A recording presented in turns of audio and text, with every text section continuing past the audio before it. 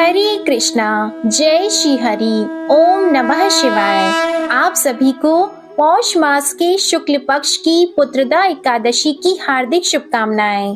पुत्रदा एकादशी के दिन भगवान विष्णु जी की पूजा करने से संतान प्राप्ति के योग बनते हैं और संतान पर आने वाला हर संकट भगवान श्री हरि की कृपा से दूर हो जाता है। साथ ही पौष पुत्रदा एकादशी के दिन इस व्रत कथा को पढ़ने अथवा सुनने से संतान का भविष्य आजीवन के लिए उज्जवल एवं सुरक्षित बना रहता है। इस एकादशी का व्रत निसंतान को भी सुंदर पुत्र प्रदान करने में समर्थ है। संतान प्राप्ति और उनकी रक्षा एवं प्रगति के लिए प्रत्येक नर नारी को यह व्रत करना चाहिए। आज सुदर्शन चक्रधारी भगवान विष्णु जी के नारायण स्वरूप की पूजा की जाती है।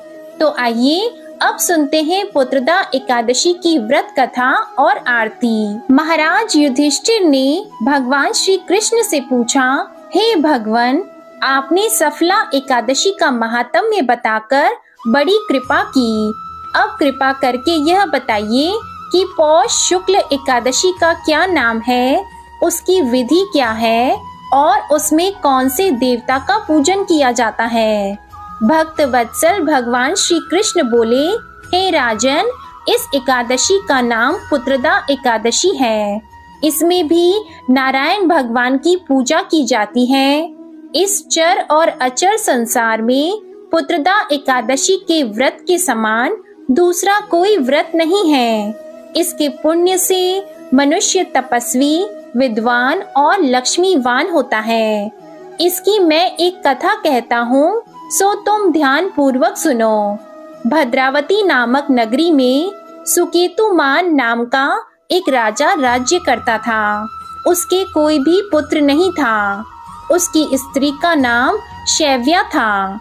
वह निसंतान होने के कारण सदैव चिंतित रहा करती थी। राजा के पितर भी रो रो कर पिंड लिया करते थे और सोचा करते थे कि इसके बाद हमको कौन पिंड देगा।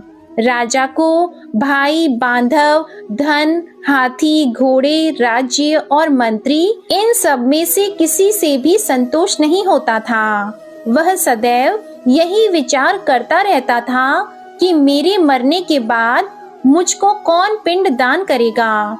बिना पुत्र के पितरों और देवताओं को ऋण मैं कैसे चुका सकूंगा।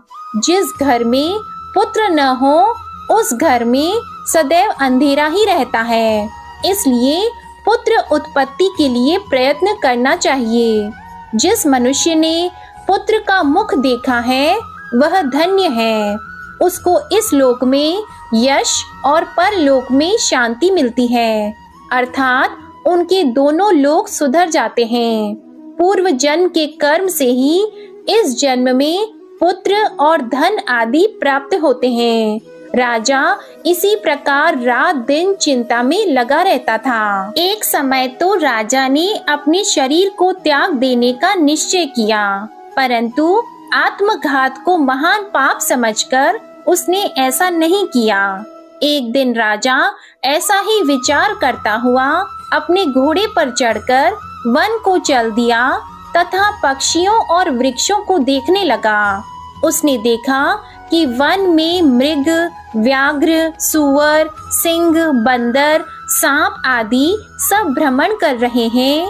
हाथी अपने बच्चों और हथिनियों के बीच घूम रहा है।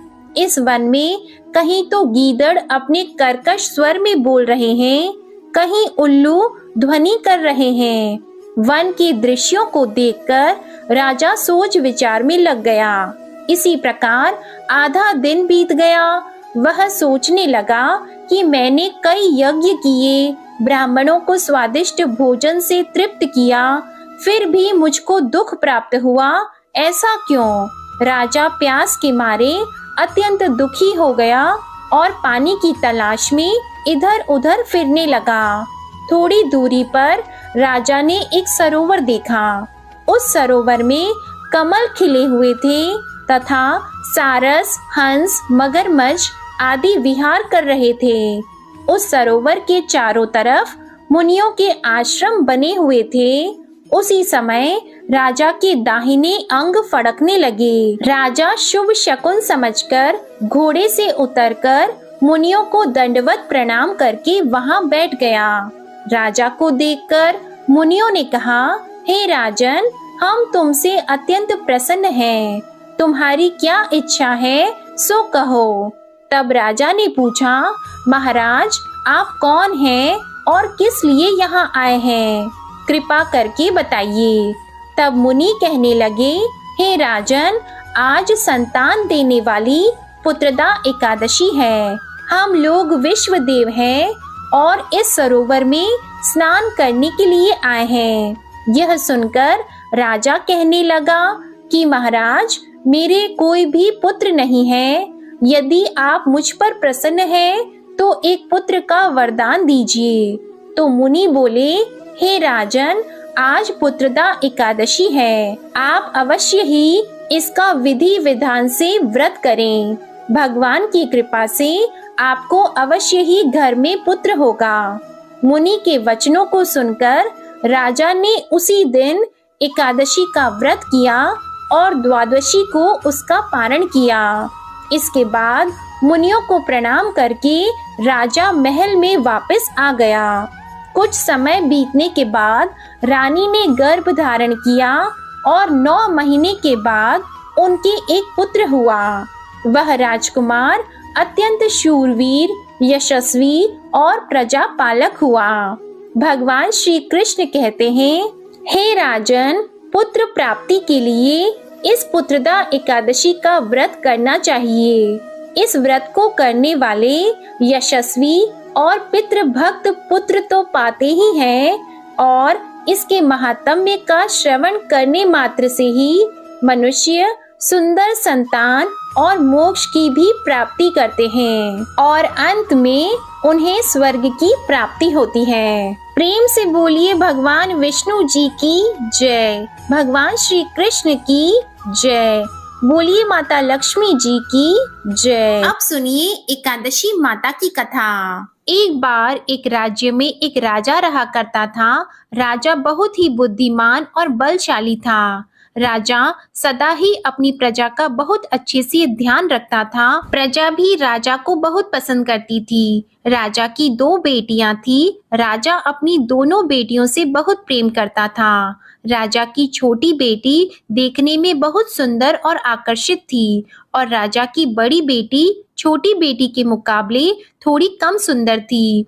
राजा की छोटी बेटी माता की पूजा किया करती थी और सभी लोग राजा की छोटी बेटी से बहुत प्रेम करते थे और बहुत प्रशंसा किया करते थे। राजा भी अपनी छोटी बेटी को बड़ी बेटी से अधिक प्रेम करता था, जिसके कारण राजा की बड़ी बेटी को अपनी छोटी बहन से बहुत नफरत होने लगी थी। राजा की दोनों बेटियां जब बड़ी हो गई तब एक पड़ोस के राज्य में रहने वाले राजकुमार राजा की बड़ी बेटी के लिए रिश्ता लेकर आया।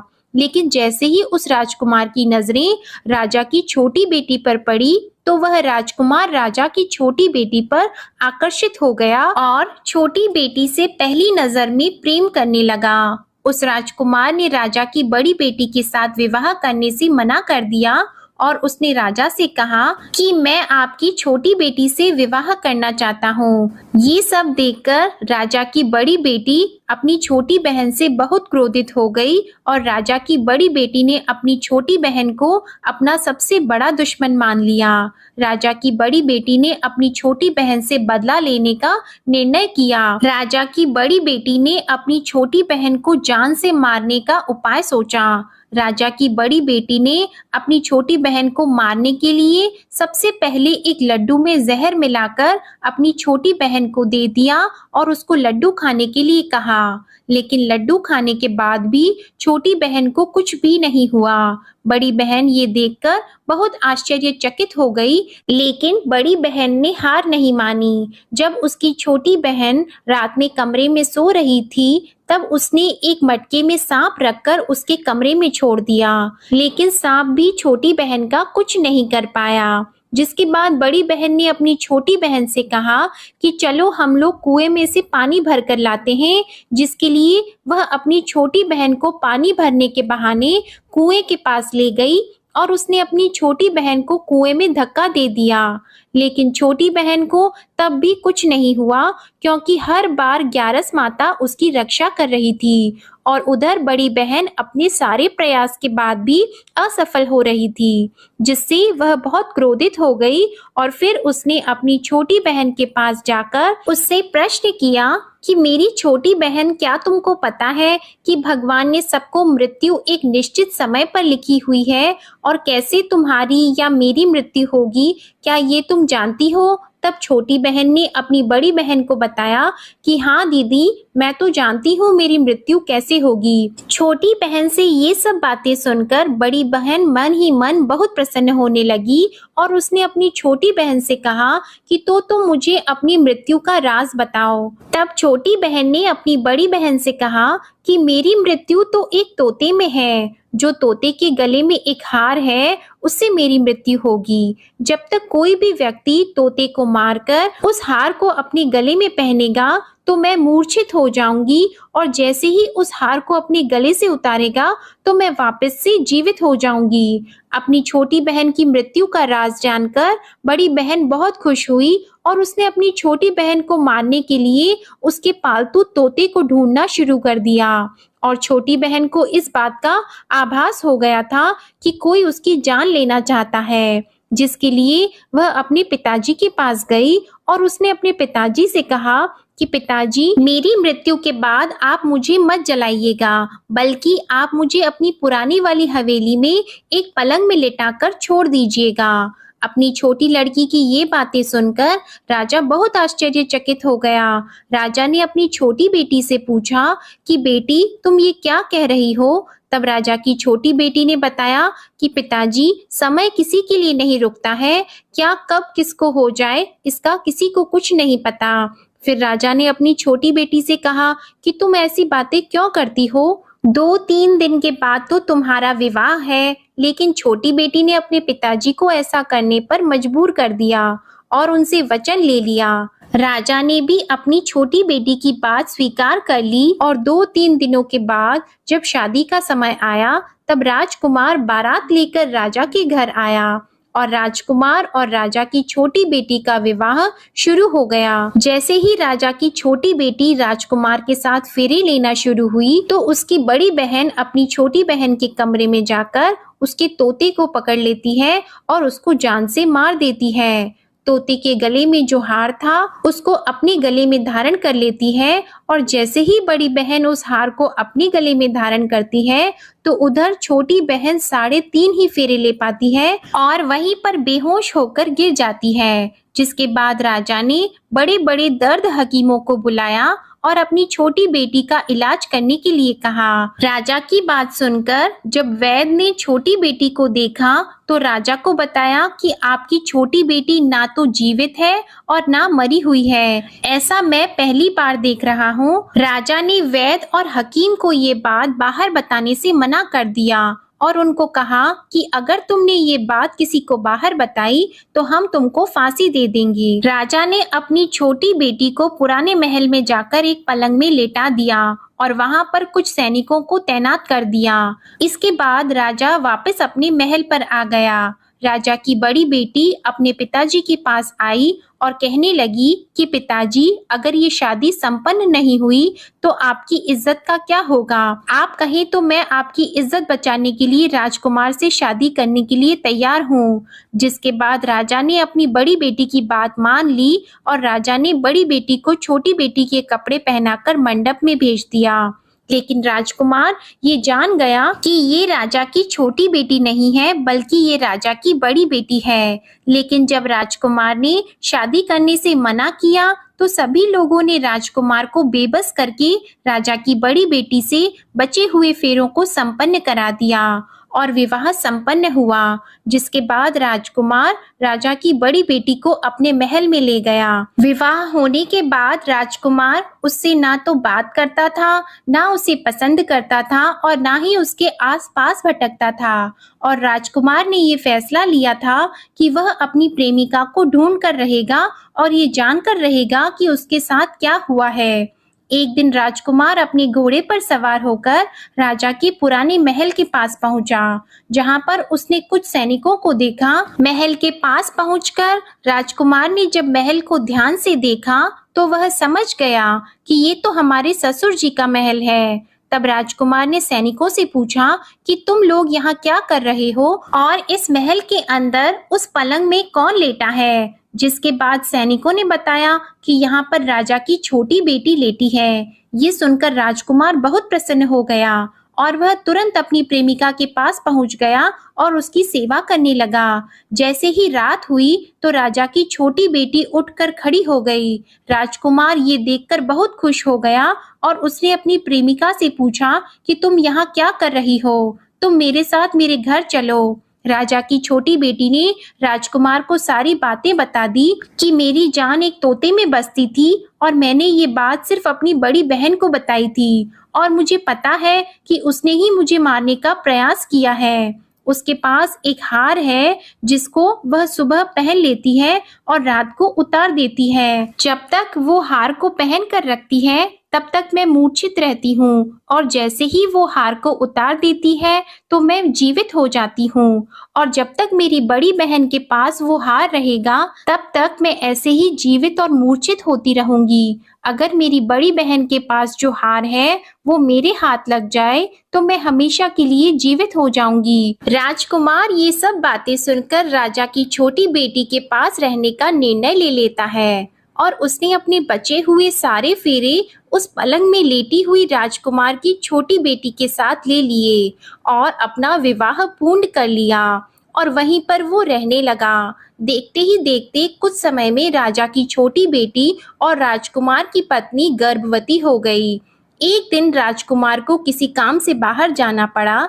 तब छोटी बहन के पेट में बहुत तेज से दर्द होने लगा, जिसके बाद उसने माता का आह्वान किया। जिसके बाद वहां माता प्रकट हुई और उन्होंने अपने भक्तों के दर्द को दूर किया और एक पुत्र की प्राप्ति करवाई।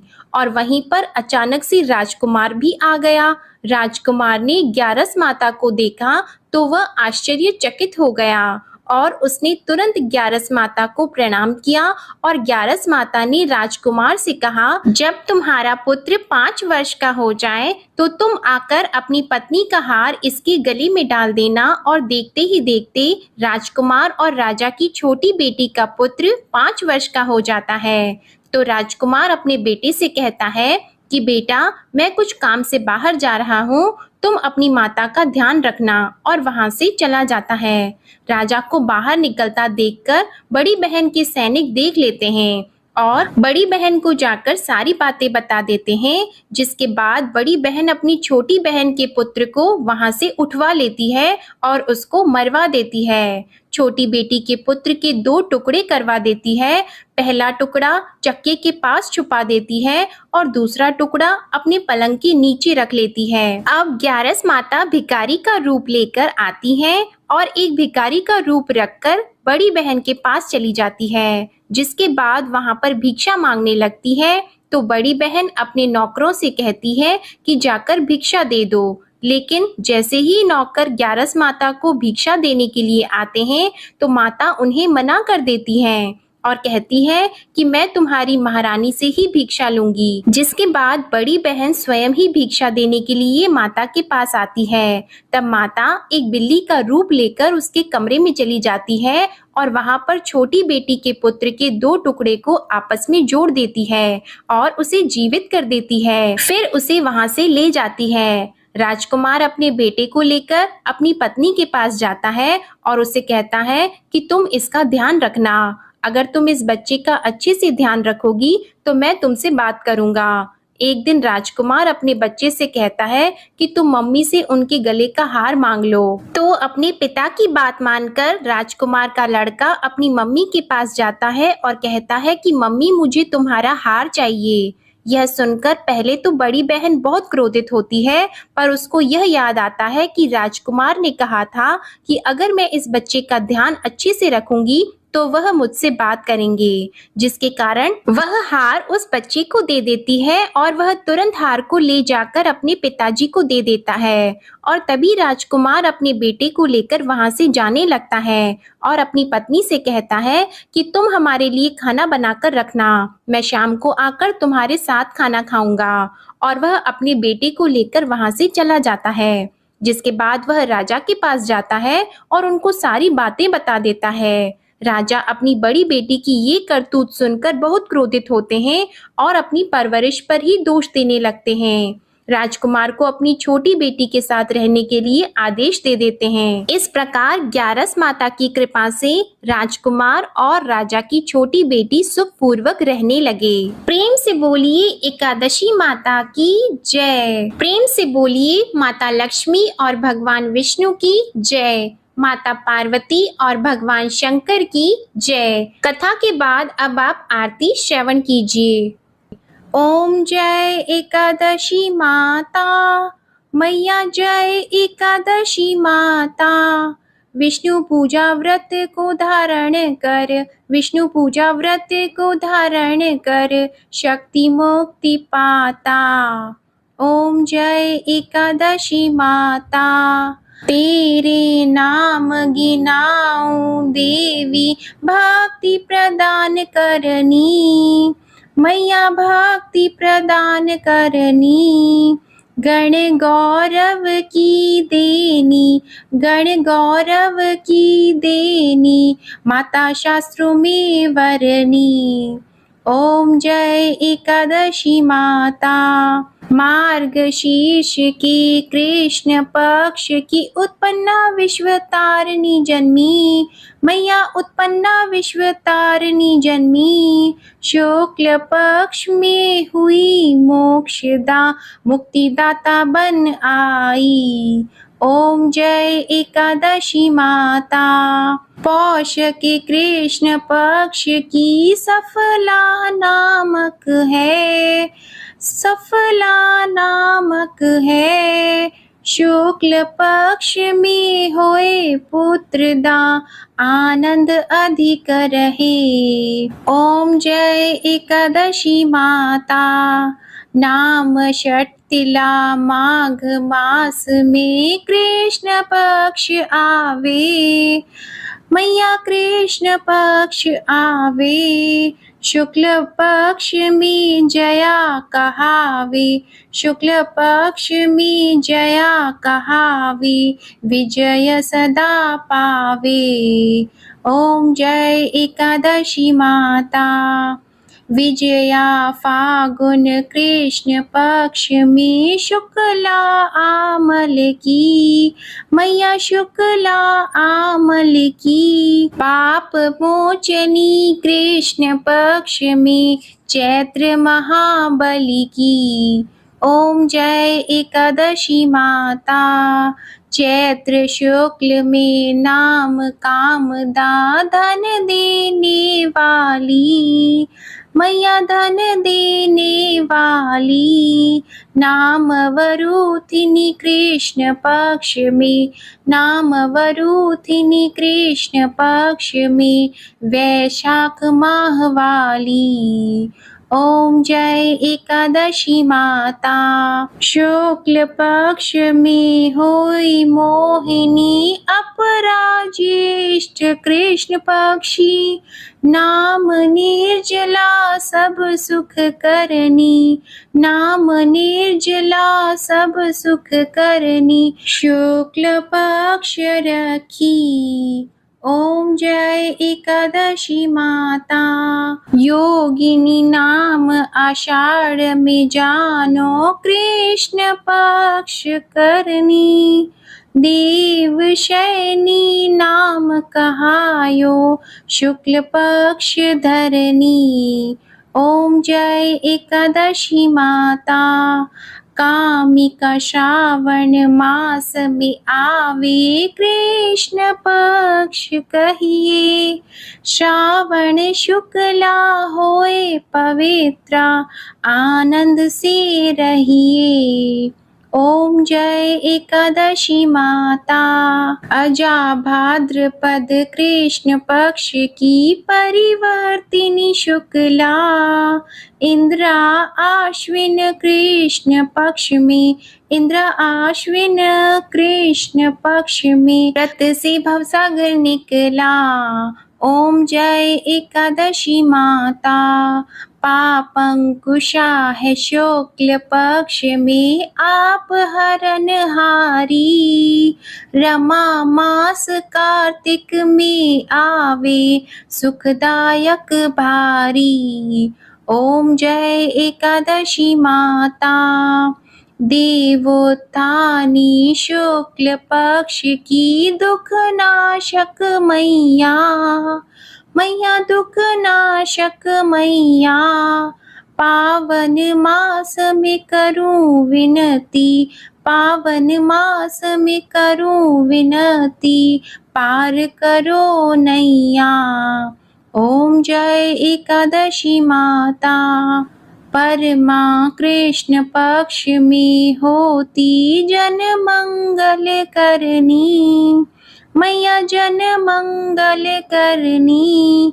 शुक्ल मास में होए पद्मिनी, शुक्ल मास में होए पद्मिनी, दुख दारिद्र हरनी। ओम जय एकादशी माता। जो कोई आरती एकादशी की भक्ति सहित गावे, मैया भक्ति सहित गावे। जन गुर्दिता स्वर्ग का वासा, जन गुर्दिता स्वर्ग का वासा, निश्चय वह पावे। ओम जय एकादशी माता। ओम जय एकादशी माता। ओम जय एकादशी माता। प्रेम से बोलिए एकादशी माता की जय। प्रेम से बोलिए श्री लक्ष्मी नारायण भगवान की जय। आशा करती हूँ आप सभी का पुत्रदा एकादशी का व्रत सफल हो और भगवान श्री लक्ष्मी नारायण जी की कृपा आप और आपके पूरे परिवार पर सदा बनी रहे। आज की वीडियो पसंद आई हो तो वीडियो को लाइक जरूर कीजिएगा, शेयर कीजिएगा और कमेंट में श्री लक्ष्मी नारायण जी और एकादशी माता की जय भी जरूर लिखिएगा।